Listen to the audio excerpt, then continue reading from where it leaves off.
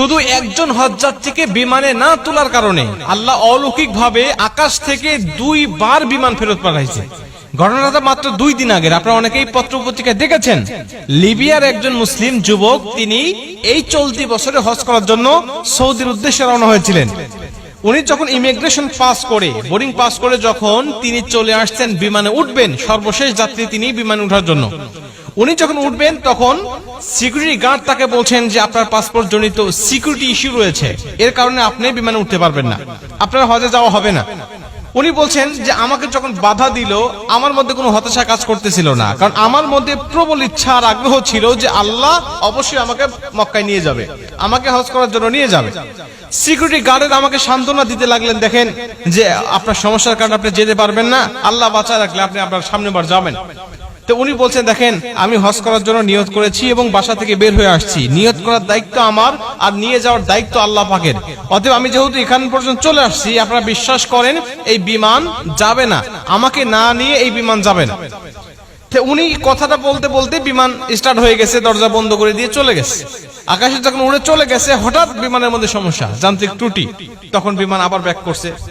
Back করার পরে তারা দরজা না খুলেই, পাইলট দরজা না খুলেই আবার এগুলো ঠিক করেছে।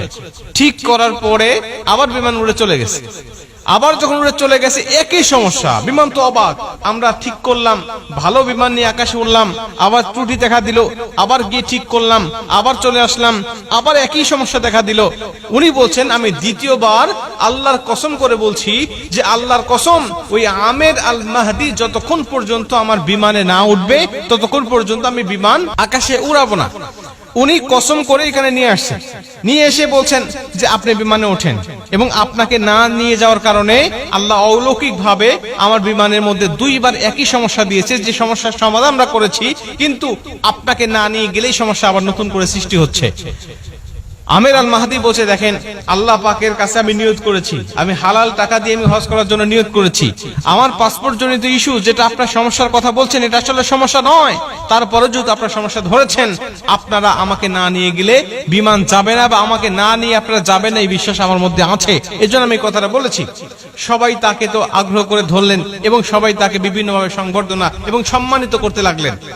এখান থেকে পরিষ্কার ভাবে বক্তব্য বোঝা যায় যে আল্লাহ পাকের কাছে যখন কোনো ব্যক্তি খাঁটি দিলে নিয়ত করে, আল্লাহ পাক তখন সেই নিয়তটা পূর্ণ করে, এটা আল্লাহ পাকের দায়িত্ব।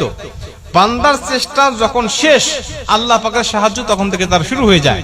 বান্দা ইচ্ছা করলেই বিমানটাকে আটকে রাখতে পারবে না, কারণ এটা দেশের নিয়ম, দেশের আইন, সে ইচ্ছা করলেই এককভাবে সেটাকে পরিবর্তন করতে পারবে না। এজন্য আল্লাহ পাক অলৌকিক ভাবে বিমানটাকে বারবার সমস্যার মধ্যে ফেলিয়ে পাইলটকে শিক্ষা দিতে চাইলেন যে ওকে না নেওয়া পর্যন্ত তুমি এই যাত্রীগুলো নিয়ে তুমি মক্কায় প্রবেশ করতে পারবে না, যেতে পারবে না।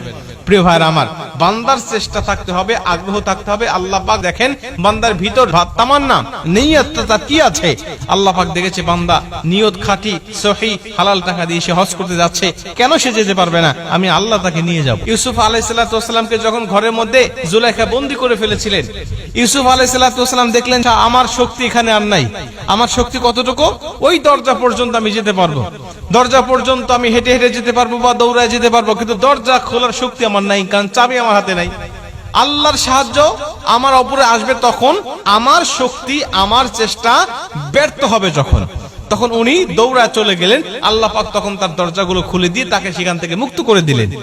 প্রিয় ভাই আমার, এর জন্য আমরা সর্বোচ্চ চেষ্টা করব, যতটুকু পর্যন্ত আমার দৌড় থাকবে, আমার শক্তি থাকবে, ততদূর পর্যন্ত আমি চেষ্টা করে যাব।